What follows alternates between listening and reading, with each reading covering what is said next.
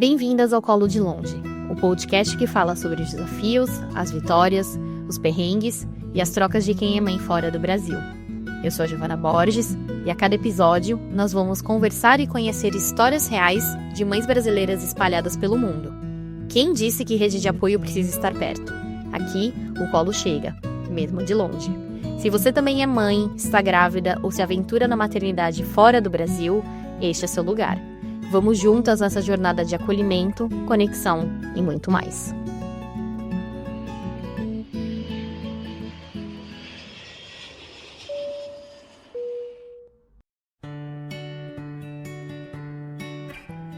No episódio de hoje, a gente vai falar sobre recomeços daqueles que viram a vida do avesso. Mudar de país com filhos já crescidos, aprender um dos idiomas mais difíceis do mundo, começar de novo na carreira e fazer tudo isso sendo uma mulher negra em um país majoritariamente de pessoas brancas. Para esse papo profundo e necessário, eu recebo a Rai Florentino, consultora criativa de moda e comunicação. Rai é paulistana, já morou no México e vive na Polônia desde 2016. Ela é casada com Franklin, seu parceiro de vida há mais de 15 anos, e mãe do Luca, de 15 anos, e da Lara, de 11. Rai, seja muito bem-vinda. Meu Deus, Giovana, muito obrigada pelo convite. Estou extremamente feliz de estar participando desse projeto incrível.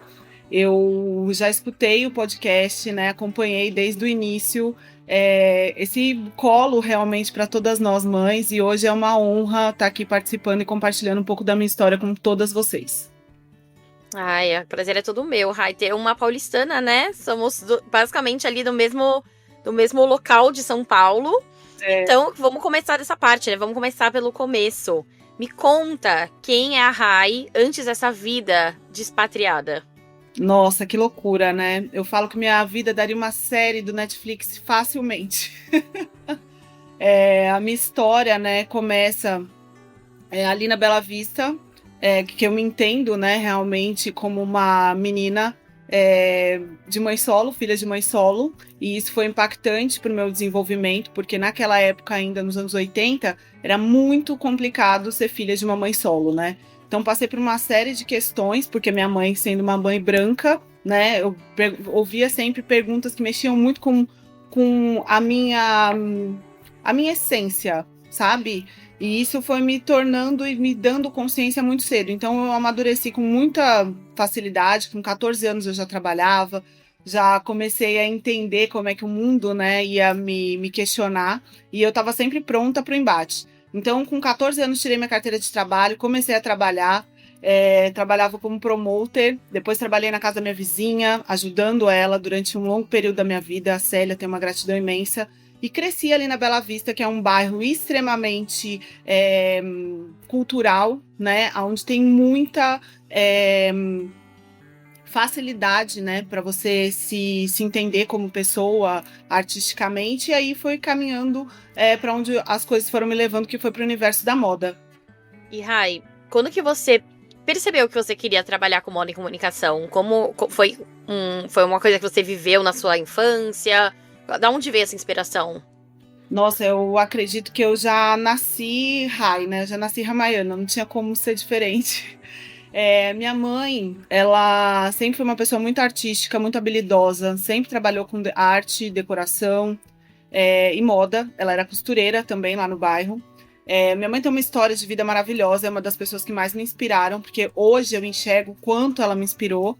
Então, na minha casa era uma casa múltipla, né, onde os amigos da minha mãe eram sempre pessoas artísticas, cabeleireiros, maquiadores, né. Minha mãe trabalhou anos no ramo de hotelaria também, onde ela conheceu meu pai. Então, ela trouxe essas pessoas desse universo para dentro da nossa casa. Além disso, eu vivia, né, num bairro que tem uma escola de samba, vai. Então, na frente da minha casa, era praticamente, assim, durante um ano inteiro, né, as preparações do carnaval. Quando chegava janeiro, fevereiro, aquela loucura, onde a gente estava vivendo realmente o carnaval. Então, tinha plumas, paetês, eu pegava aquilo, eu fazia roupa para as minhas bonecas, sabe? A Bela Vista era um bairro, antigamente, que não era perigoso você ficar na rua. Então, nós crescemos, a minha geração, né, a gente cresceu ali na rua brincando, e tinha os teatros também. Então, acho que foi um mix, sabe? Arte, a minha casa sempre cheia de pessoas, a minha mãe costurando, a minha mãe acolhendo pessoas dentro da nossa casa também, naquela época. Foi uma época difícil, né? Para uma parte da comunidade gay no Brasil, enfim. Então eu sempre me vi nesse universo, eu nunca me vi diferente disso, sabe? Eu cresci num coletivo, a gente fala sempre, né? Quem nasceu na Bela Vista fala que é uma comunidade, porque todo mundo sabe da vida de todo mundo. E aquilo foi construindo minha identidade, até quando eu fui para a escola e eu tive a oportunidade de ingressar num curso do Senac. E eu me formei em moda, em consultoria de moda, e aquilo para mim foi aonde eu falei, nossa, realmente eu me encontrei, né? E eu tinha vários amigos estilistas, enfim, e os meus amigos começaram a participar de pequenos eventos de moda e começaram a me chamar para desfilar também. Então, era tudo, era o combo, né? Além da noite, claro, que eu não posso deixar de citar, que foi para mim uma das minhas maiores escolas, assim, de expressão artística mesmo, sabe? E aí, Rai, você teve que deixar basicamente todo esse mundo de moda, comunicação, plumas, Bela Vista, pra ir morar no México, né? E como que foi, então, essa primeira transição entre estar muito bem no Brasil, acomodada na sua zona de conforto, fazendo o que você gostava, para essa primeira mudança pro México? Me conta como que ela aconteceu e como foi para você. Eu acho que eu não me programei. Eu fui uma pessoa que eu sempre deixei a vida acontecer, sabe? Então não foi um impacto muito grande naquela época, porque eu sabia que como modelo eu ia ter que viajar. Eu já viajava muito pelo Brasil, fazia alguns eventos, o mundo dos eventos abriu muitas portas, muitas oportunidades, né?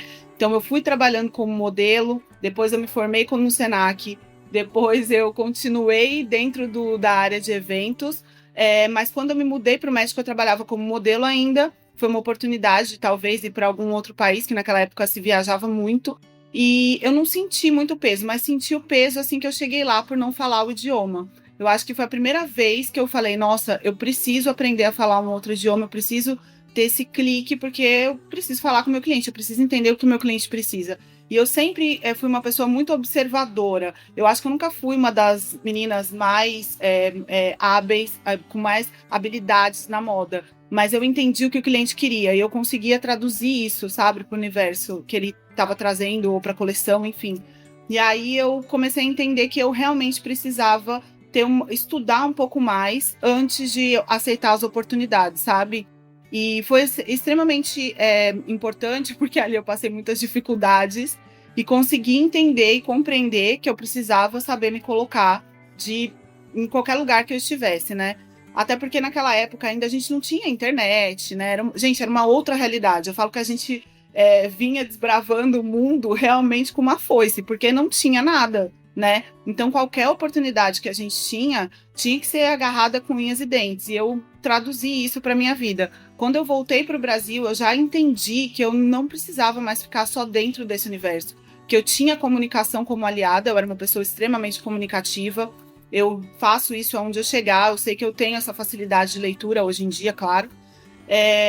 E aí foi quando eu comecei a ir para o mundo corporativo. Eu trabalhei anos numa multinacional no Brasil, através dos eventos, né? Então eu entrei como uma modelo, depois comecei a cuidar de uma área específica de ações pelo Brasil. Depois a gente desenvolveu uma flagship, uma loja incrível no Oscar Freire, e dali eu continuei, não parei mais. E Rai, vamos falar agora dessa mudança para Polônia. Então você já teve experiência no México, voltou, e aí, enfim, você casou, teve seus filhos no Brasil, e aí vocês decidiram se mudar para a Polônia. Então me conta dessa mudança, me conta como foi a sua primeira impressão aí, quando vocês chegaram.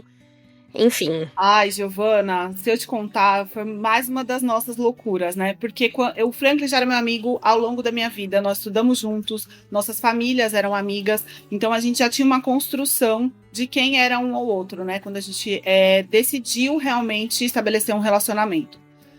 Foi muito engraçado, porque um dos nossos pontos em comum era a necessidade de um dia morar fora do Brasil. A gente falava isso, assim, sempre. E quando eu engravidei do Luca, veio um impacto muito grande de ter uma família, né? E como é que você viaja com uma família? Como é que você muda de país com uma família? Então foi sempre um ponto onde a gente tentava entender como faríamos isso.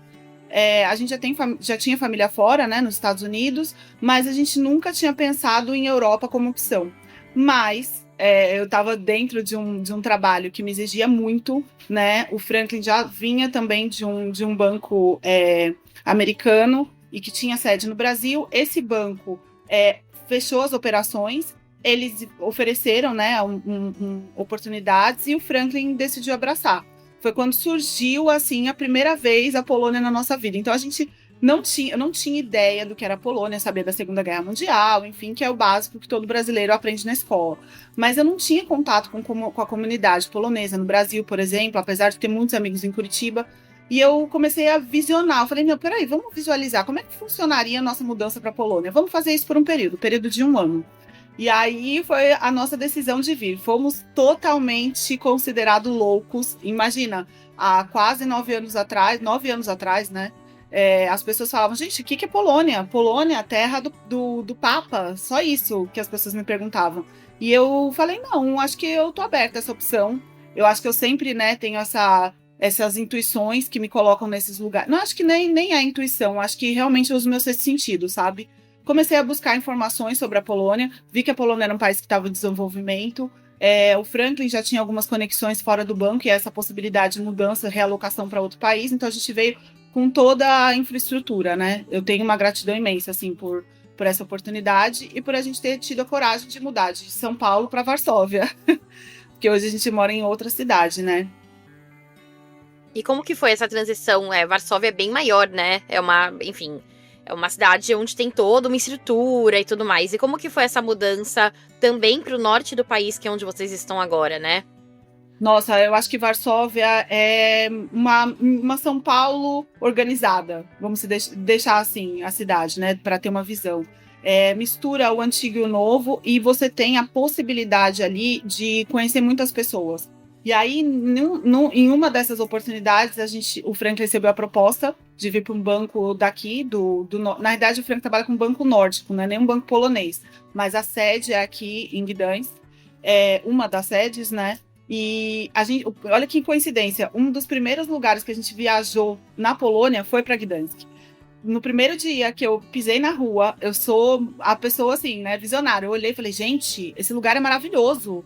Eu amei essa cidade, eu amei essas pessoas, porque você anda na rua, as pessoas falam com você de dobre, pane, dobre. Eu falava, nossa, Franklin, e vinham conversar com a gente de uma forma muito aberta, diferente de Varsóvia, claro, que é uma cidade cosmopolita, totalmente diferente daqui. E aquilo me tocou, sabe? Quando eu cheguei no centro, parecia que eu tava num conto de fadas mesmo, porque a cidade é toda bonitinha, é tudo arrumado, é tudo no lugar, e eu sou muito detalhista, eu amo arquitetura, então eu ficava olhando para tudo aquilo e comecei a me imaginar vivendo nesse lugar. E eu falei, Franklin, o que você acha da gente mudar para cá?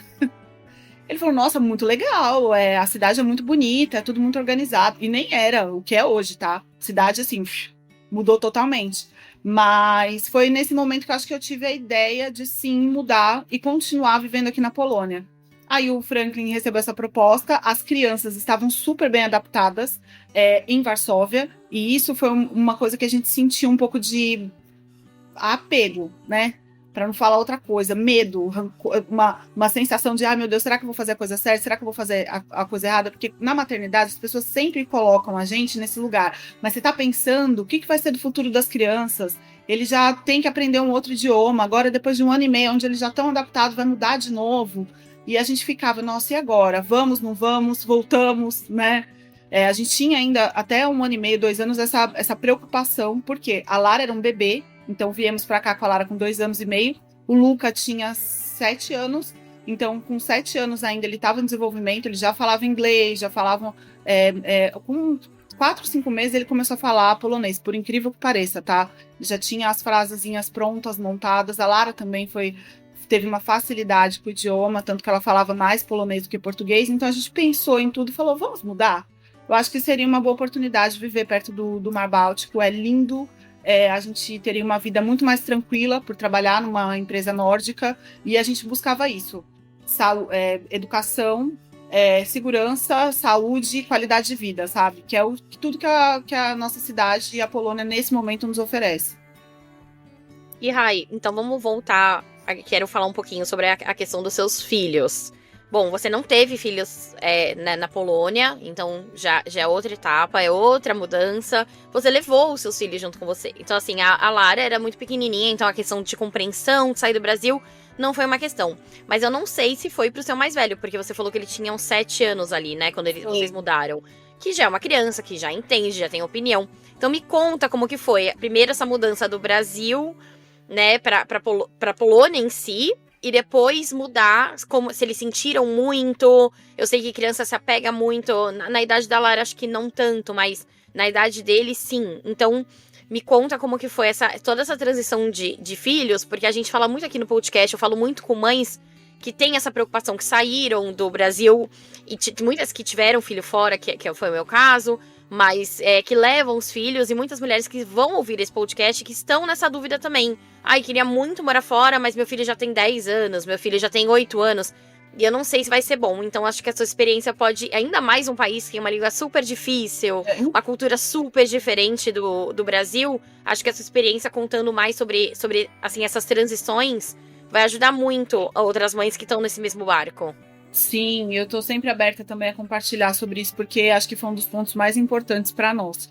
Em primeiro lugar, o Luca estudava numa escola onde a gente teve todo o apoio do corpo escolar mesmo, da professora, da psicopedagoga, da pedagoga da sala, em fazer essa transição. Então, o cuidado que se teve foi muito grande.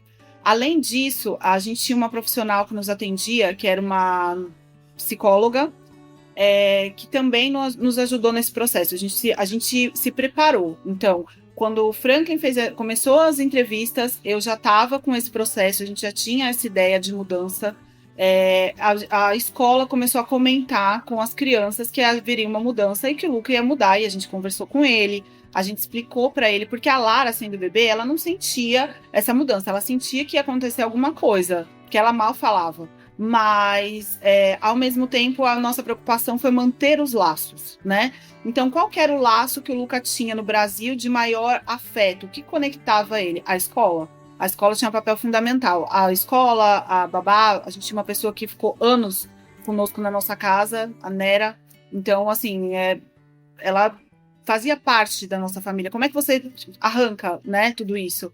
Então, não, vamos trabalhar para isso funcionar. Então, a escola foi ponto fundamental. Fizemos um trabalho na escola, mostrando para as crianças como era a Polônia, como ia ser a adaptação do Luca. E nesse primeiro ano, a gente fez trocas muito relevantes com a professora, onde ela enviava cartas, a gente mandava foto, ela mostrava como o Luca tá, os amigos também participaram. Então foi uma troca, uma mudança gradual. E todo ano que a gente vai para o Brasil, a gente continuava indo na escola. Então ele acompanhou o crescimento da turma. Eu acho que isso também fez ele se sentir mais tranquilo. E a chegada aqui. Então quando a gente chegou aqui, a gente buscou uma escola que pudesse nos atender, que tivesse um clima multicultural, porque a Polônia não é um país aberto à imigração, infelizmente não é como outros países do mundo. Então, eu senti que a gente precisava de apoio. E esse apoio foi dado pela escola aqui. Ele estudou numa escola que era bilíngue, inglês, polonês, mas ele tinha uma amiga que era da América Latina, do México, a Luna, que ajudou muito ele nesse processo. Então, a escola no Brasil, a escola aqui, os amigos aqui, e uma coisa que abriu portas foi o futebol. Então, os meninos pegaram ele no nosso condomínio que a gente morava em Varsóvia. Então, foi uma união de fatores, né, que começou a crescer essa normalidade da mudança. E a gente tentou tratar isso de uma maneira muito natural também. Eu acho que a maior dica que eu dou para as mães é: conversem com seus filhos. Veja como eles estão nesse processo, né, junto com a família. E aí você consegue entender se isso vai ser uma dificuldade ou não. Porque eu sei de histórias de mães, por exemplo, que tiveram que voltar, infelizmente, porque as crianças não se adaptaram nessa mesma faixa etária. Quando a gente fala de adolescentes, aí o cuidado ainda é maior. Porque quando você tira uma criança de um círculo social, para ela se adaptar novamente é muito difícil. E aí o padrão cultural aqui na Polônia também é algo complexo, porque é totalmente diferente no Brasil, né? Então eu falo que aqui você precisa primeiro entender como é que funciona os pais, aí os pais vão te aceitar, e aí depois você é aceito, vamos dizer, no grupo escolar, né? Então, a mãe participar das atividades, isso é muito importante. Mas aí eu acho que é um outro ponto, eu vou falar mais. Sim, mas Rai, faz total sentido, porque pelo que eu vejo, né, eu morei na Europa também, e aqui um pouco, o Canadá também um pouquinho, eles crescem na mesma escola, é tudo no mesmo bairro e tal. E eu vejo isso até pelo meu marido, que é francês. Os amigos dele são os amigos que estudaram com ele a vida inteira. O E é mesmo. muito difícil fazer amigos novos, né? Assim, integrar um novo ciclo social. Então, quanto mais velha a criança, menos chance ela tem de se integrar, porque as crianças já estudaram desde o maternal ali e vão crescendo. Então, ela já tem aquele grupinho de 5 amigos que são muito colados. Então, para a criança se integrar assim naquele grupinho, realmente fica mais complicado. Não é impossível, mas é mais difícil. Então foi um ponto bom que você falou, né? Assim, quanto mais jovem a Lara, por exemplo, de 2 anos e meio, ela já tava ali no fluxo, ali no comecinho, né? Mas quanto mais tarde, mais difícil. Não é impossível. Eu conversei com outras mães que também saíram nessa mesma idade, deu tudo certo, fizeram amigos. Mas pode ser uma transição um pouco mais complicada, como você mencionou. Pode até ter o risco de voltar para o Brasil, porque a criança não tá conseguindo fazer amizade, ainda mais se a língua é tão difícil. A compreensão do cérebro da criança não é a mesma. Não. Então a criança pega muito mais rápido que a gente, né? Com certeza, eles são esponjas. Mas quanto mais velho, mais difícil. Tem a questão da vulnerabilidade também. Eu não sei se seu filho se sentiu vulnerável em algum momento, porque eles começam a perceber que, ai, eu não falo a língua, ai, que vergonha, como que eu vou falar com aquela. E a criança de, sei lá, 4 anos, ela não tem muita noção disso. Ela vai lá e conversa, ela vai lá e empurra, vai lá e brinca. E uma criança de 12, 11 anos já não é tanto assim, né? Então, eu queria saber se seu filho alguma vez, assim, se sentiu vulnerável, expressou isso pra você. Se você sentiu receio em algum momento de falar, putz, eu não sei se vai dar certo. Será que a gente insiste? Teve algum momento de... Enfim. O receio é constante, né? Você materna e você tem o receio do erro, vamos dizer. E vamos errar, tá? Todas nós vamos errar e tá tudo bem. Hoje em dia eu me lido muito bem com os meus erros, dentro da maternidade, fora da maternidade. Tô falando que eu tô fazendo até um processo hoje em dia para conseguir realmente levar com leveza, sabe? Acolher as minhas vulnerabilidades de verdade. E o processo da maternidade para mim também foi muito complexo, porque eu escutava sempre, você não tem um padrão materno, você não teve uma família, então isso não vai ser conivente com a sua realidade. E eu acho que não tem nada a ver. Aí eu volto para esse lugar, né? Quando você decide fazer algo, né, por um todo, para sua família, você está pensando no bem de todos, né? Se você está disposta a mudar de país para uma realidade nova, onde você sabe que o seu filho vai conseguir ter uma melhor educação, arregaça as mangas e vamos lá. Eu sou super a favor da tentativa, sabe? E uma das coisas que eu mais senti receio foi do Luca não ser aceito por ser um menino negro numa escola majoritariamente branca. E eu ficava preocupada, eu falava, gente, como é que isso vai acontecer? E aí, um ponto interessante que uma amiga me passou foi, Ramayana, no universo de vocês no Brasil, quantas pessoas, famílias negras, vocês convivem? E aí eu falei, nenhuma, né? Nenhuma. Numa escola particular no Brasil, você não tem acesso a crianças negras. E quando elas chegam, por exemplo, a gente teve um caso de um menino numa escola no Brasil, onde ele veio de um país, acho que da África do Sul, agora eu não lembro o país certinho, e ele não foi aceito pelo grupo no Brasil. A gente está falando de uma realidade brasileira, né?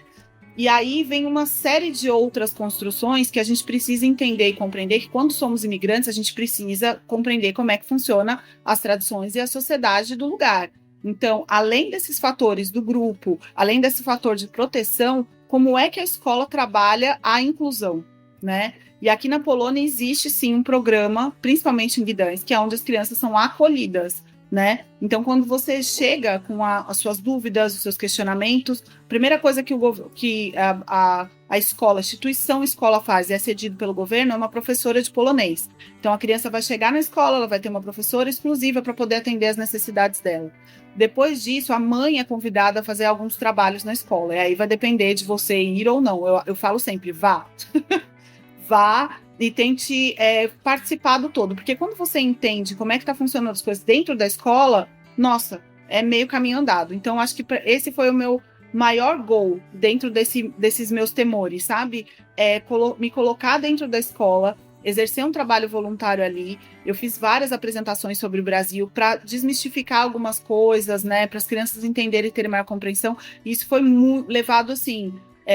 eu vejo a mudança na vida das outras crianças, sabe? E uma coisa muito interessante também que aconteceu, nesses últimos 2 anos, o Luca mudou de escola. A gente teve algumas questões que nos fizeram mudar de escola, incluindo preconceito, racismo, discriminação, coisas que para nós são inadmissíveis. Tivemos o apoio da escola, tanto na escola 1 como na escola número 2.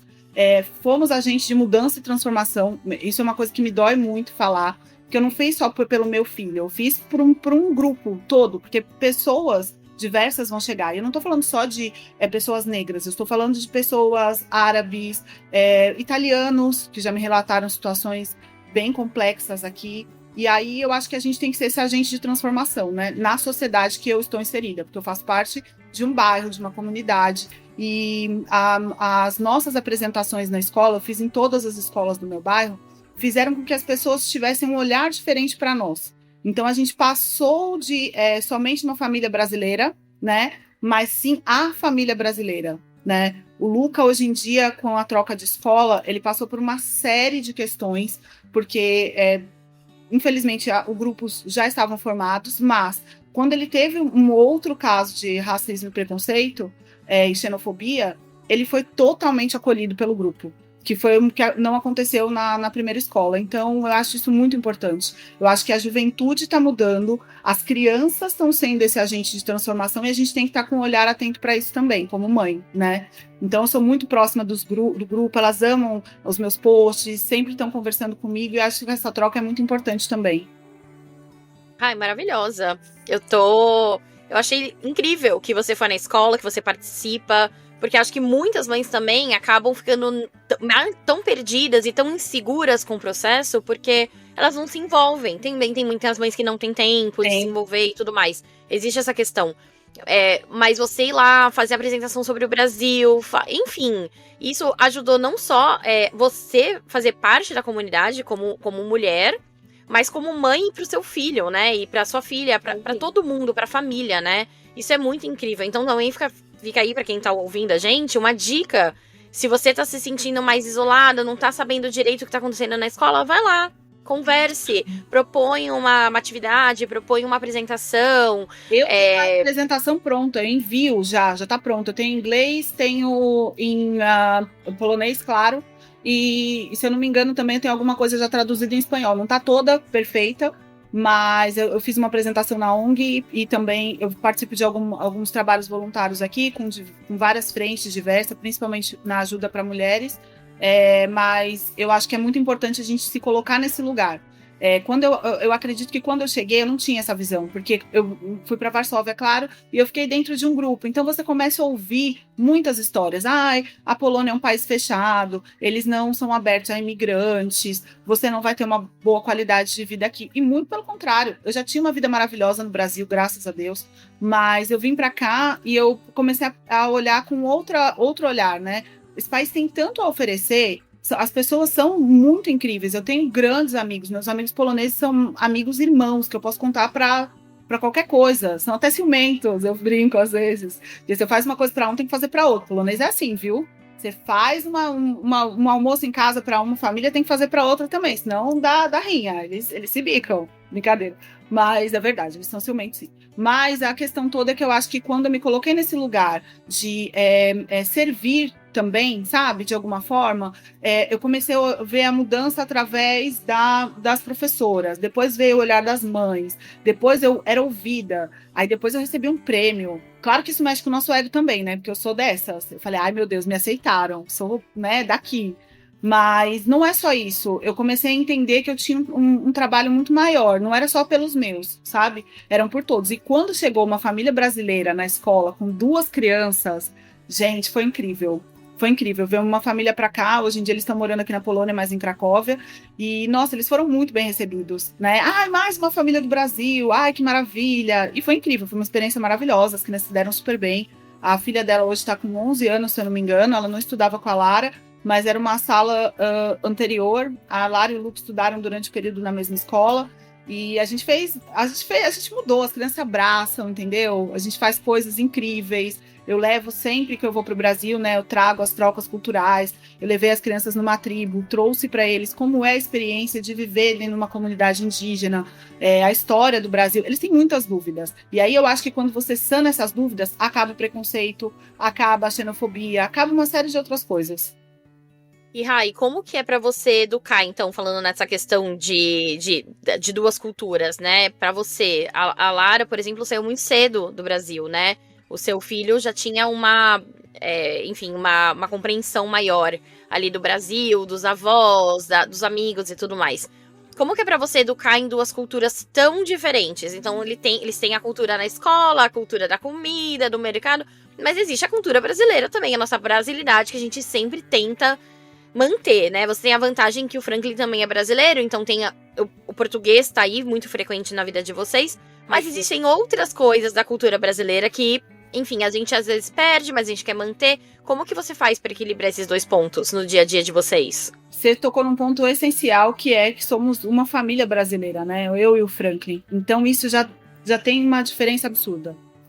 A minha experiência ao longo desses anos, o que eu percebo é que às vezes é importante você entender e compreender a sua cultura, né? Da onde você veio, o que você gosta como brasileiro, quais são os pontos positivos. Hoje em dia a gente até evita falar os pontos negativos do Brasil aqui, para você ter uma ideia, para não ter essa construção do ruim também, porque o ruim tá todo tempo. Então vamos falar das coisas boas. Eu amo meu país, eu sou apaixonada pelo Brasil, eu sou 110% brasileira, e eu vejo que hoje em dia, além do Brasil estar muito na moda, em todos os quesitos, né? Música, arte, cultura, enfim. A gente precisa ter essa compreensão de do que a gente realmente quer passar para os nossos filhos sobre a nossa brasilidade. Então, desde pequenininha, a Lara, ela sabia, era muito engraçado, porque quando eu ia na escolinha levar ela chegava toda arrumadinha, toda linda. A professora virava para mim e falava assim: nossa, que linda! Nossa, uma criança brasileira e polonesa. E eu, na minha cabeça, ficava: gente, por que ela tá falando isso da minha filha? A professora achava que era uma família multicultural, que ela nunca tinha visto o Frank. O Frank estava no trabalho, eu levava a Lara todos os dias. E aí, um dia a Lara chegou em casa falando assim: eu sou metade brasileira e metade polonesa. Eu falei: não, você é totalmente brasileira. E eu não estava entendendo o que estava acontecendo. E aí, acho que foi nesse momento que me deu um estalo. Eu falei: não, peraí, eu preciso ensinar para ela também a ser brasileira. E aí foi quando eu comecei esse processo eu tinha uma amiga que já tinha tido um filho, que já tinha ficado aqui muitos anos, e outra que também era expatriada, que viajava sempre, estava em constante mudança, e ela me deu uma série de livros. Então eu comecei a leitura com a Lara sobre histórias, depois vieram as músicas, depois tudo que a gente tinha de data comemorativa, eu fazia a data comemorativa da Polônia e a data comemorativa do Brasil. Virou até uma tradição aqui em casa, a gente comemora nas duas culturas. E também abraçar a cultura polonesa dentro da nossa casa. Então a gente tem uma comunidade gigantesca no Brasil. A segunda maior comunidade fora da Polônia é no Brasil. Primeiro é em Chicago, se eu não me engano, é Chicago. Depois é no Brasil. Então eu tentei unir esses laços, ver o que eles utilizavam lá na comunidade, o que eles traziam para cá, o que eu poderia agregar nos dias festivos na escola também, e compartilhar essas duas culturas, fazer realmente esse contraponto. Porque é impossível a gente falar só do Brasil ou falar só da Polônia. Hoje em dia a Lara fala que o coração dela é metade polonês e metade brasileiro, quando tem jogo ou alguma coisa do gênero. Porque é realmente isso que acontece. Você tem esse contato, você tem esse carinho, esse amor, esse afeto, que é impossível você estar tanto tempo num lugar e não se identificar com as coisas daqui, mas eu acho que a nossa brasilidade pulsa mais forte. E principalmente a gente tenta manter todos os anos ir no Brasil, visitar os amigos, os familiares. Nossos amigos vêm nos visitar também, isso é maravilhoso. Então é uma festa quando todo mundo chega. E a gente faz questão de preservar as nossas culturas. Às vezes eu vejo o Luca, por exemplo, agora ele fala assim: mãe, não faz tanto isso, menos, sabe? Dá uma segurada. Ontem eu, por exemplo, já tava chorando, assim. E aí eu falei, no começo dá um pouco de vergonha, depois eu vou chorar mesmo, eu sou assim, eu não posso mudar minha essência. E durante muito tempo, quando eu cheguei aqui, eu tentava caber. E você não cabe. Eu, por exemplo, imagina, desse tamanho, como é que eu vou andar na rua, as pessoas não vão me notar? As pessoas vão me notar. Vão me notar. Então, hoje em dia eu dou tchau, entendeu? Se a pessoa olha muito, ou quer vir perguntar de onde você é, eu sou super disposta a falar, a contar um pouco da nossa história. Fala, me segue no Instagram. E é isso, a vida que segue. E aí, vocês continuam, então, falando português. Seus filhos, de alguma forma, meio que respondem no bilinguismo já, ou em casa eles conseguem manter 100% o português? Nós, por decisão, decidimos manter o português dentro de casa. Então, aqui em casa só se fala português. Claro que, inevitavelmente, de vez em quando os dois, né, tem algumas questões que é só entre eles em polonês, tá tudo bem, eu respeito também, porque é difícil, alguns momentos as pessoas, você tem afinidades linguísticas para explicar alguma coisa. Eu percebo muito que é quando da escola, pontos importantes para explicar. E olha que fato interessante, teve uma época que eu estava ensinando a Lara matemática, e aí a professora chegou para mim e falou assim, Ramana, não me ensina mais, porque tá misturando na cabecinha dela. E aí ela começa a contar num idioma e mistura com o outro e não funciona. Então tem que ser só uma língua. Então, eu acho que o fator da multilinguismo, que hoje em dia o Luca fala, acho que 5 ou 6 idiomas, enfim, ele fala tudo, sabe? Ele tem muita facilidade, é uma esponjinha, eu acho isso maravilhoso. Mas eu acho que a gente tem que manter as nossas tradições. Então, o Luca já veio alfabetizado, então a língua é o principal fator de conexão. A Lara teve que aprender, aí nós alfabetizamos ela a ler e escrever em casa, com tudo que a gente tinha de ferramenta. Todos os dias eu tentava ensinar um pouquinho, veio natural, ela começou a se sentir interessada por leitura em português. Hoje em dia música para ela é só em português, novela infantil, ela gostava de assistir novelas que eram da minha infância. Eu comecei a colocar Pica-Pau em português, que era um desenho que a gente assistia também. E aí eu comecei a conectar coisas da minha infância e coisas que a gente assistia, por exemplo. Então, sei lá, né, falar para eles da época da lambada, que foi um estouro aqui na Polônia, todo mundo dançava lambada. Então vamos colocar lambada. Qual que é a história da lambada? E aí contar a história da lambada. Acho que tudo isso foi trazendo para eles um pouco do que a gente é e, ao mesmo tempo, mostrando como é ser brasileiro também. Então, é muito engraçado as crianças que frequentam a nossa casa ao longo desses anos, eles também têm um pouco da gente, você acredita? É isso que eu ia perguntar, se os amigos do Luca, da Lara, se eles vão em casa, se eles pedem alguma coisa específica pra comer, não sei se já comeram brigadeiro. Então, porque isso acontece 400, muito. 450 brigadeiros pra formatura do Luca, as crianças são apaixonadas. Aqui em casa a gente come cachorro-quente brasileiro, então as crianças gostam do nosso cachorro-quente. Tia faz estrogonofe, sabe essas coisas? Ou eu acho muito engraçado isso. Uma vez a gente estava conversando e eu falo com os meus filhos em português o tempo todo.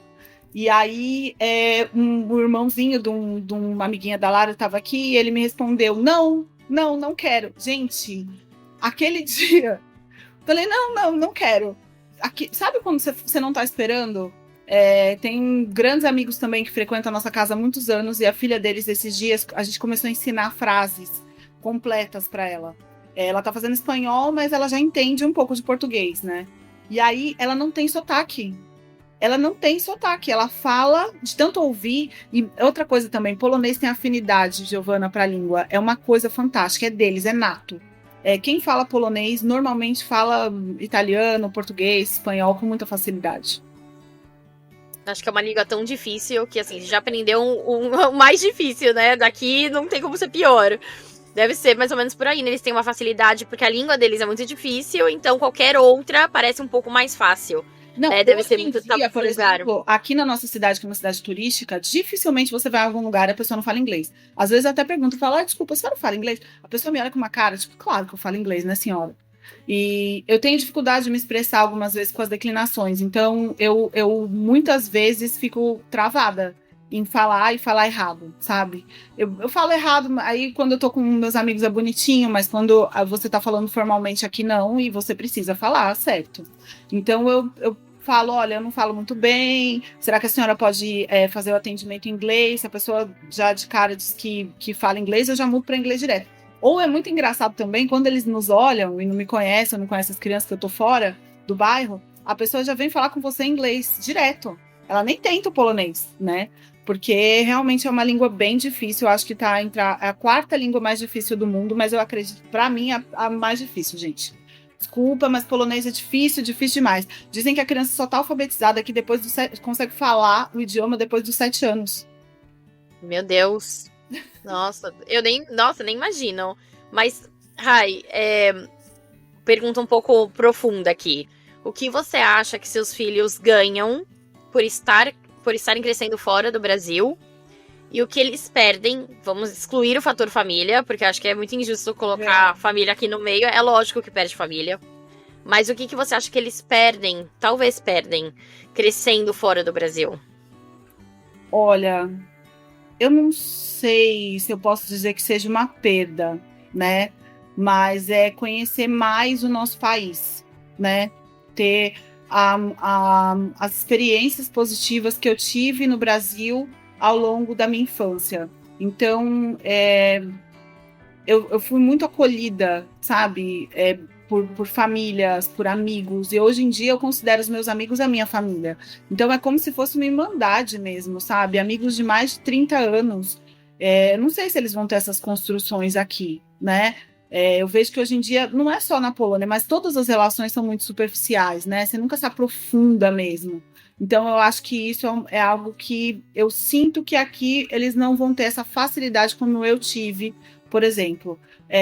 Um fator predominante é o verão, que a gente está nesse verãozico, que hoje esquentou realmente, mas eu sinto muita falta de estar com ele, sabe?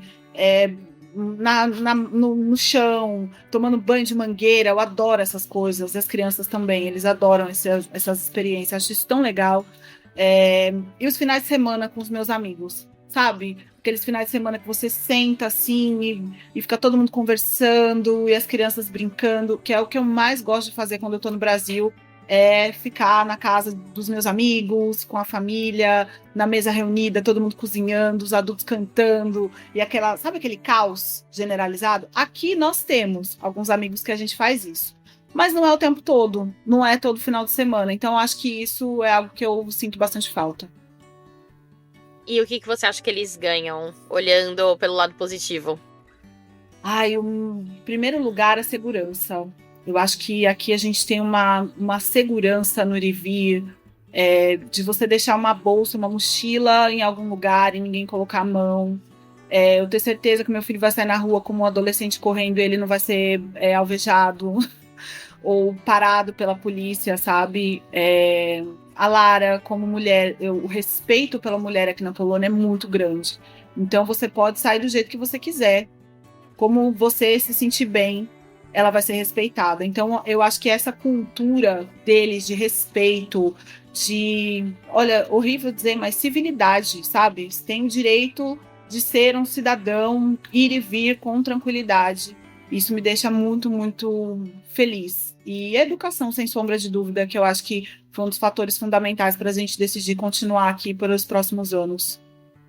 E, Rai, entrando já nesse assunto que você falou da questão da polícia, né, como você falou do seu filho correndo, vamos falar de um assunto necessário, né, da questão de identidade, de pertencimento.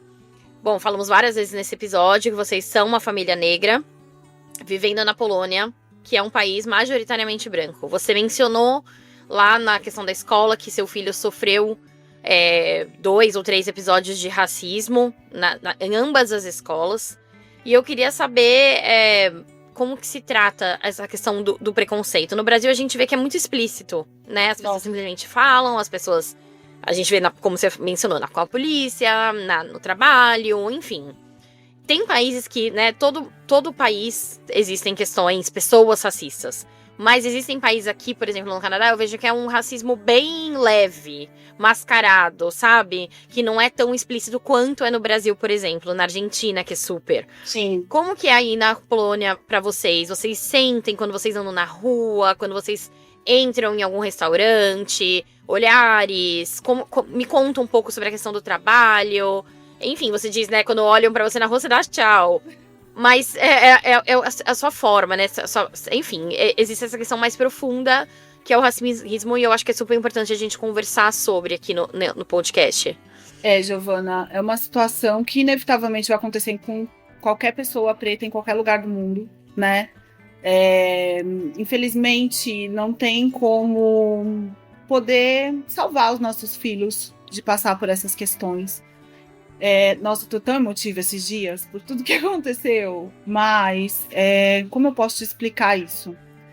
Se tem uma explicação, né? Porque no meu ponto de vista não existe como explicar. Eu posso falar do meu ponto de vista. Acho que eu sempre, de alguma forma, fui privilegiada por viver num lugar onde eu era um pouco inatingível, vamos dizer assim, no Brasil. Então, pelos lugares que eu frequentava, pelas pessoas que eu andava, e a passibilidade da minha cor de não ser uma negra retinta, as pessoas ainda tinham um quê de receio, né? Ou o lugar de posição, liderança, o lugar social econômico que você vive, né? Então, isso vai te dando privilégios. A gente cresceu em bairros privilegiados em São Paulo. Nem todo mundo tem acesso. Eu não posso vir aqui e falar, ai, nossa, minha dor de vir de uma comunidade, vou contar uma história que não passou. Graças a Deus eu tive uma vida muito privilegiada. Mas nem todo mundo tem isso. E a gente, por algum motivo, acredita que quando a gente está aqui fora, a gente vai estar protegido, vamos dizer assim, ou o seu lugar, a sua posição econômica vai te proteger. Falo de um caso que aconteceu no Brasil. Nós morávamos num bairro que não tinha famílias negras, né? E uma vez meu filho desceu com a babá para ir no parquinho. E a mamãe foi e bateu o portão na cara do meu filho e disse que ele não poderia entrar ali. Eu acho que ali foi o primeiro dia que eu percebi que eu podia trabalhar o que fosse, que o meu dinheiro não ia barrar o meu filho dele sofrer racismo. Então, independente da posição social que você tiver em qualquer lugar do mundo, isso vai acontecer com você. E você não vai conseguir fazer com que as pessoas mudem, né? O que elas são, porque isso é uma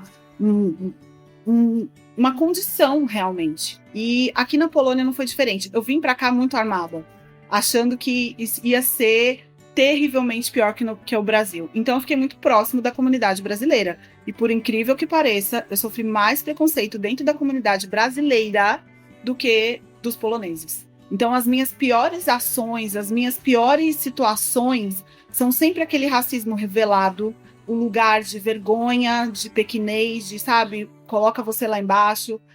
Se você expressa uma opinião, você é uma pessoa raivosa, ou, não vou seguir essa menina no Instagram porque eu não vou com a cara dela, eu não gosto dela. Mentira, calúnia, difamação. Então, tudo que você puder imaginar já aconteceu comigo dentro desse lugar, dentro da comunidade brasileira que vive na Polônia. Não estou generalizando, tenho amigos brasileiros maravilhosos, tá? Diga-se de passagem.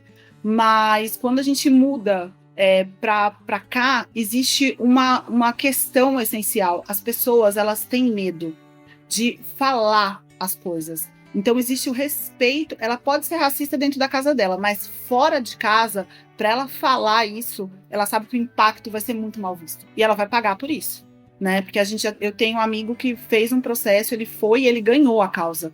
E a gente divulgou isso, a gente falou sobre isso. Além disso, existe um movimento de Black Poland, né?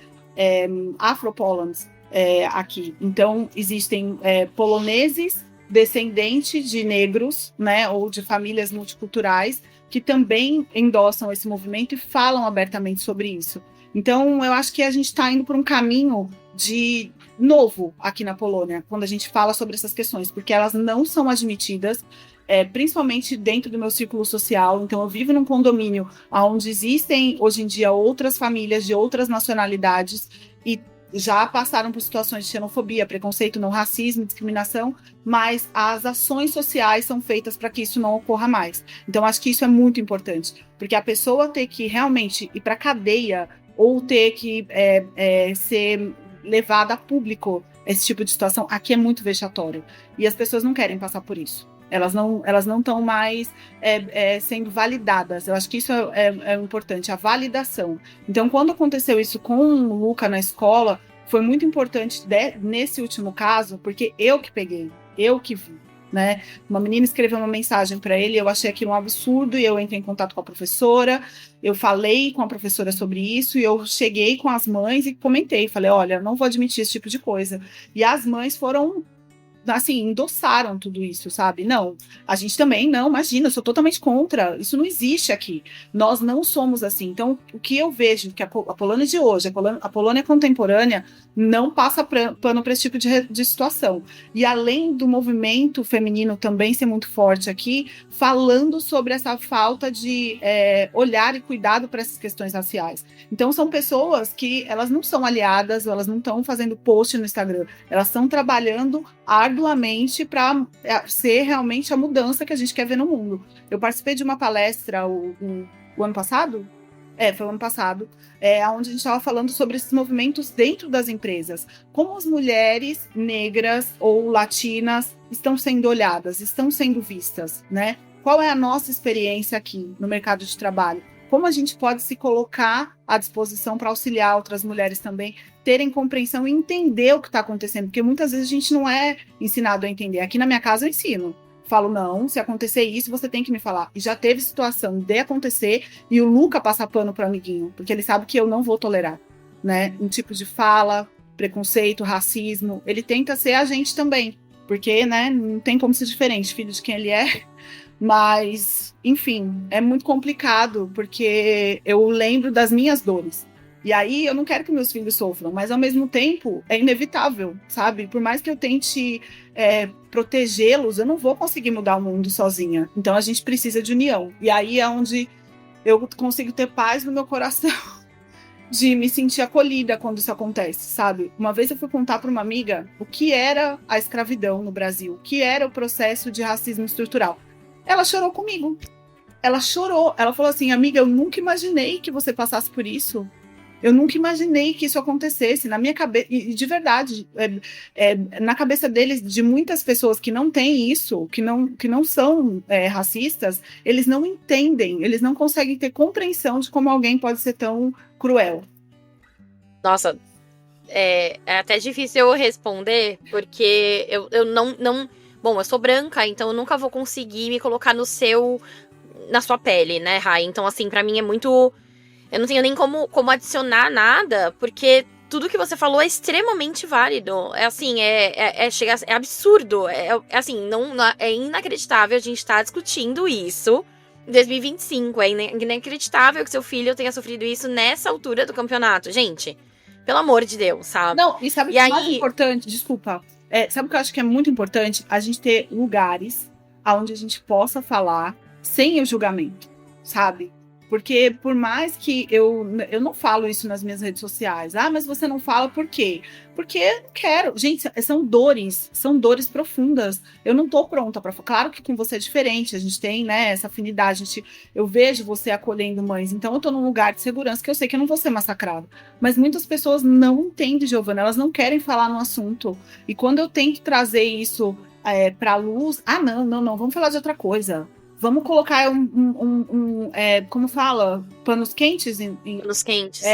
Vamos colocar isso para debaixo do tapete, porque não vai adiantar. Imagina, vocês não são tão negros assim. A gente já escutei cada absurdo, sabe? E vem de um lugar que você não imagina. E eu tenho um problema muito grande, que eu só consigo me dar conta depois. Sabe quando você tá no banho, você fala, ai, não. Foi de novo, sabe? Aí eu falo, putz, por que eu não tive isso? Aí agora, hoje em dia, eu faço parte de vários grupos. Eu conheci no período da pandemia, porque eu me abri no Instagram sobre essas questões também, sabe? Com outras mulheres negras que moram aqui na Europa. Então, eu conheci mulheres incríveis que são acolhimento para mim. Porque eu também não tive amigas negras ao longo da minha vida. Por quê que eu não tive? Por que eu também não fui aceita pelo meu grupo? Porque eu me vejo preta, gente. Eu não tenho como ir para outro lugar. E aí eu não vou conversar com a minha amiga que é branca, polonesa, porque ela não me entende? Não, preciso desse lugar também. Então acho que a gente tem que estar aberto. Eu sou uma pessoa que eu olho para a alma, sabe? Não só para mim, eu olho para o todo. E eu tô sempre aqui para acolher. Sabe, eu vejo que alguém tá passando um perrengue. O Frank às vezes fala, ai, Ramana, de novo não. De novo não. Passa pra outra coisa, eu falo, não consigo, sabe? Porque quando mexe muito nesse lugar, é difícil a gente não se colocar, sabe? Porque eu já passei por isso, eu entendo você não saber como lidar. Claro que você não tem que saber como lidar, você nunca passou. Mas pra mim, são feridas profundas, que eu vou lá, faço um remédio, e daqui a pouco eu acho que tá fechada. Mas quando vem alguma coisa, vem aquele... parece que é uma outra porrada, sabe? Que a vida vem te dar. E por mais que eu fujo, menina, Giovana, eu tento fugir desse assunto. Eu tento, mas ele tá sempre recorrente na minha vida. Eu não sei por quê. Mas, é super válido a gente falar sobre isso. E a gente precisa falar sobre isso, né? Principalmente em lugares seguros, como você falou. Mas é inacreditável a gente ter que falar sobre racismo e ter que viver situações, assim, das pessoas julgarem pela cor da pele e passar por tudo isso em 2025. Na Polônia, no mundo inteiro, é inacreditável, assim. E o que você falou da questão dos seus filhos Dele falar, ele passa pano porque é difícil. É muito complicado, né? Porque vocês estão crescendo realmente como vocês são uma família negra crescendo num lugar majoritariamente branco. Sim. E vocês precisam entender a cultura, as raízes de vocês, a cultura de vocês, pra vocês não perderem isso e quererem se misturar e perder um pouco da identidade de vocês. E aí a minha pergunta é sobre o filho de vocês, os filhos de vocês, né? Como que você trabalha essa questão de identidade e autoestima? Porque, bom, eles são negros, sabem que são negros, mas ao redor deles não tem negros, né? Como que vocês trabalham essa questão no filho de vocês? Vocês afirmam isso? É um assunto, é um tópico entre vocês? Ou é uma coisa assim, a gente deixa rolar e aí quando aparece alguma situação a gente explica? Como que vocês trabalham isso? Não. Eu trabalho sempre falando e colocando os pontos necessários, claro que conforme com a idade de cada um. Muitas coisas eu deixei para falar quando o Lucas já estava entrando na adolescência, principalmente por ele ser um menino negro aqui. E ele entender, porque muitas vezes eu sou adulta e não entendo e não consigo lidar bem. Como é que ele vai entender e lidar bem com essas situações, né? Então a gente tem um centro de apoio nos últimos 2 anos, aqui em Gdansk, inclusive. Gdansk é uma cidade muito aberta, graças a Deus. Então, esse centro traz assuntos e temas polêmicos para as crianças irem trabalhando isso, além das aulas que eles têm nas escolas de ética. Então, é um assunto que é tratado na escola e um assunto que é tratado na nossa casa. Uma situação recorrente, por exemplo, quando ocorre algum caso de racismo e eu já sei que aconteceu. Então, vamos sentar e vamos conversar sobre o que está acontecendo? Né? Sentar como família. A gente, às vezes, conversa no almoço ou no jantar, a gente tenta fazer as refeições juntos aqui. Eu acho que isso é um lugar também para abrir, sabe, a conversa e ficar um tema leve. E é a realidade que eles vão ter que enfrentar ao longo da vida deles. Então, no mercado de trabalho, morando na Polônia, se eles forem morar na França ou em qualquer outro lugar, né? E uma coisa que eu falo que é muito importante é que a gente tem que ter orgulho de quem a gente é.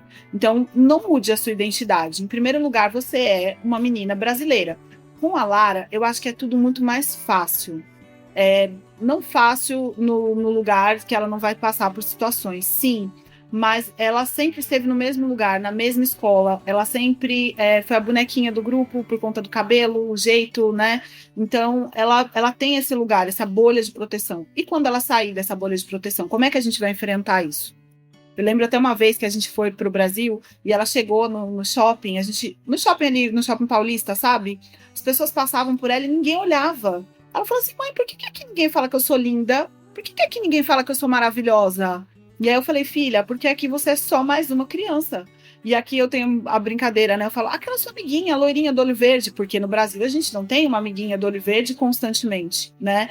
Então ela fala, mãe, aqui todo mundo é assim. Não tem como ter esse padrão de diferença. E aí eu volto para minha realidade e tento explicar isso para eles, né?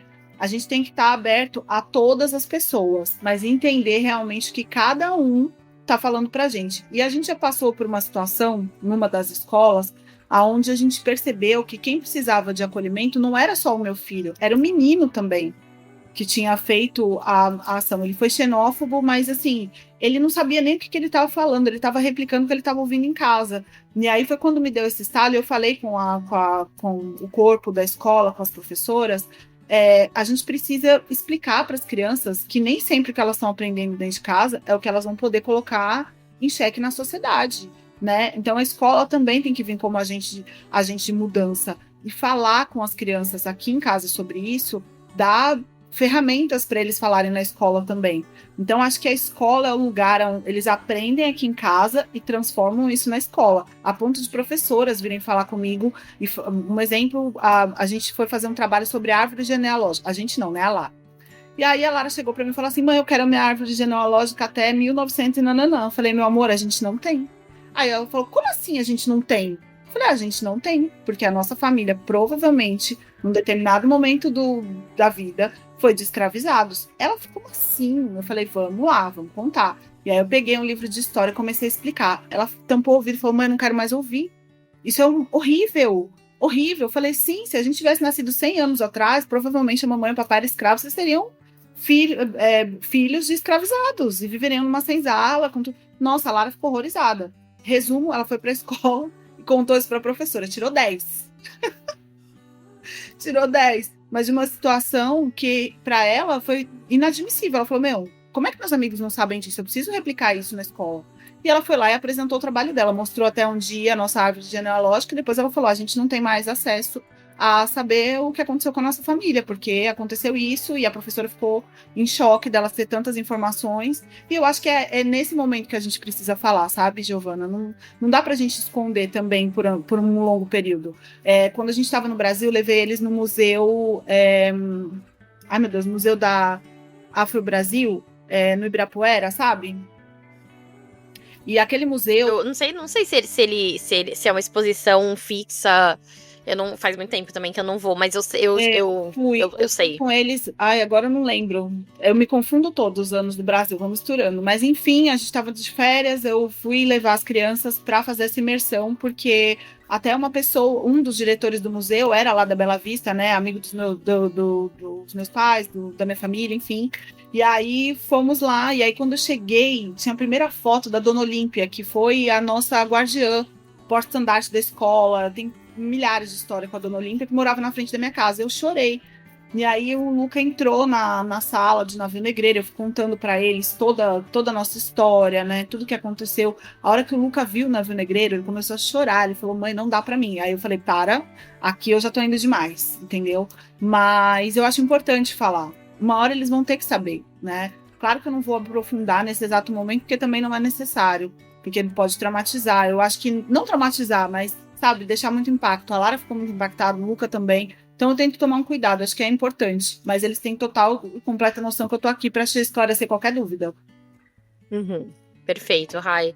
É realmente, assim, uma construçãozinha também, né? Não tem como a gente expor tudo, mas é uma construçãozinha. Também vai vir deles, acredito, pelas curiosidades, pelos trabalhos, né? Que você falou, acabou de mencionar o trabalho da escola, acabou que levou para um assunto. Então, acho que vai vir, né, de forma natural, assim como também deve ter sido para você crescer e se entender como mulher negra. E aí, olhando também um pouco para você, né, nesse processo, você se inventou profissionalmente várias vezes, modelo, aí foi para moda, comunicação, saiu do Brasil, falou um pouco sobre essa questão do racismo. E eu queria saber como que foi o nascimento da Alma Brasil, né, que é a sua marca de joias. A Giovana, acho que tá tudo conectado, né? Quando a gente vira mãe, em primeiro lugar, a gente tem um apagamento de quem a gente é. Em algum momento, não sei se você passou por esse momento, mas dá um shutdown, assim, que você fala, peraí, quem eu sou? Pra onde eu vou? O que eu vou fazer da minha vida, né? E em determinado momento, eu só queria continuar, né? Então, o Luca pequenininho, ele ia comigo pros eventos, ele ia pro trabalho, eu carregava ele de qualquer maneira, aí não tinha como, aí a gente dava um jeito, levava todo mundo, ia aquele muvuco todo. Minha amiga sempre falava que eu andava em comboio, eu andava a Raizetes, as crianças, Fran, quem tivesse junto. Mas eu cheguei à conclusão, em um determinado momento da minha vida, eu fiquei muito doente. Na realidade, eu tive um AVC. Então, eu falei, eu não tô aguentando mais, né? Eu acho que eu tô tentando ir por um caminho que tá me matando. E o trabalho, para mim, sempre foi muito importante. Eu fiquei internada aqueles dias, eu ficava pensando, eu falava, meu Deus, como é que as pessoas vão continuar tocando job? Como é que as pessoas... Gente, o mundo continua, né? Não é tudo sobre trabalho, não é tudo sobre a minha função. Eu não sou tão importante assim. E aí foi quando eu cheguei pro Franklin e falei, olha, se a gente for mudar pra Polônia, eu quero passar um ano sabático sem trabalhar. E nesse exato momento que eu fiquei pensando, eu sempre vinha com... As pessoas também se colocavam nesse lugar, né?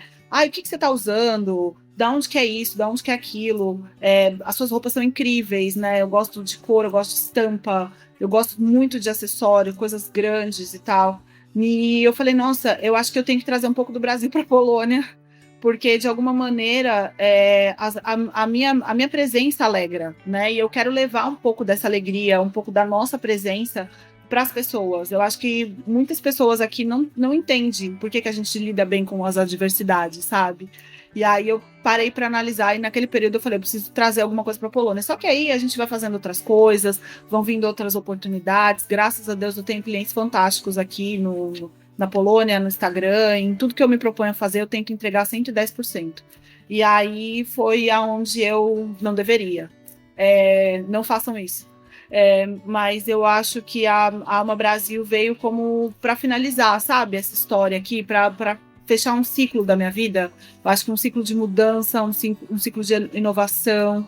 E eu fico muito feliz quando eu entrego uma joia e a pessoa olha para mim e fala, nossa, sabe, eu tô realizada, eu vejo o Brasil, eu vejo você nisso aqui. E eu tenho um carinho imenso por tudo que a gente realiza, porque eu acho que não é só sobre ter coisas, sabe? Eu acho que vai muito do momento, do lugar. Você tem uma lembrança, eu acho que tá tudo muito conectado. Eu sou muito passional, né? Sou muito latina, impossível fugir da minha latinidade. E eu acho que eu queria trazer isso pra cá um pouquinho também. Um pouquinho da nossa alegria, além de tudo, né, que eu já tento fazer. Mas eu acho que, representando meu país, claro, eu tenho um orgulho imenso de falar, a família do Brasil, a brasileira na Polônia. Antigamente eu ficava meio receosa, falava, nossa, será que eu sou isso? Hoje em dia não tem como, eu sou a prefeita de Gdansk, tá tudo certo. Ai, Rai, pra gente terminar, eu queria que você me desse um conselho pra alguma... Me desse não, né? Porque, enfim, o conselho seria pra uma mulher negra que tá aí no Brasil, né? E tá aí pensando se muda de país, tá receosa com essa questão do racismo, com os filhos, enfim, não sabe se vai, como que vai ser. Então, eu queria que você desse um conselho pra essa mãe, que eu acho que você tem o melhor lugar de fala, é seu. Então, te dou todo o palco pra falar sobre o assunto. Eu acredito que todas nós, né, independente de racialidade, independente do contexto, passamos por esses momentos de decisões. E por mais que seja difícil, se você tem uma vontadezinha no seu coração, faça. Eu acredito muito na mudança, sabe? Às vezes é isso que você precisa fazer. Tomar coragem. Às vezes, como mãe solo, né? Esse episódio que vocês fizeram, eu achei sensacional. Por quê? Eu vim de um lar onde só era eu e minha mãe, né? E ela, em algum momento da vida, ela largou tudo para me dar um futuro, para me criar de uma maneira diferente. Então, se você está me ouvindo agora, você quer morar em outro país, se você acha que você tem oportunidade, se você tem uma oportunidade de trabalho, se você realmente quer se colocar no mercado internacional, faça isso. Eu acho que nós somos incríveis profissionais em tudo que nós fazemos e realizamos. A gente realiza coisas maravilhosas. Temos uma gana de melhoria que é só nossa, é muito brasileiro isso, né? A gente sempre acredita em algo melhor, a gente vai com o coração aberto. Então, faça isso. Se dê a oportunidade de tentativa, errar, todas nós vamos errar. Eu tô, hoje em dia, olhando tantas coisas que eu não fiz quando eu tinha 20 e poucos anos, com medo do julgamento, com medo do erro. Por que eu não errei com 20 e poucos anos? Porque hoje em dia poderia ter sido tudo diferente. Não me arrependo de nada do que eu fiz até hoje.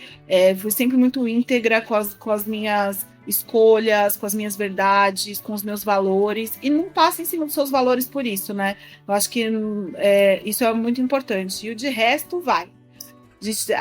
Eu falo isso sempre, né? Vamos juntas que a gente consegue fazer uma diferença.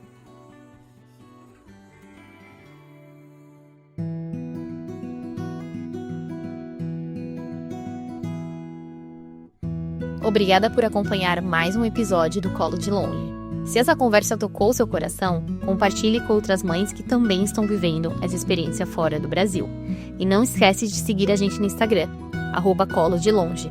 A gente se encontra no próximo episódio. Um beijo e até lá!